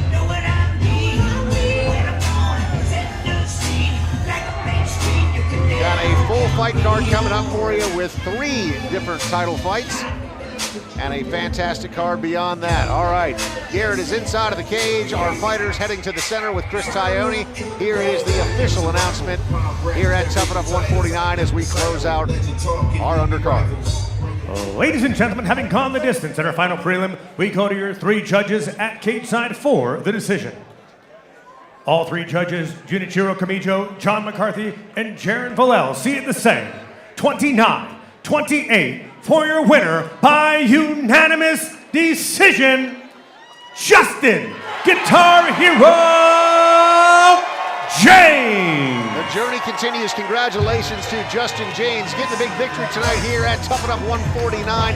Now we're bouncing over to UFC Fight Pass. We hope to see you there for a trio of title fights. This is Tuff-N-UFF 149 live from Las Vegas. We'll see you over on Fight Pass.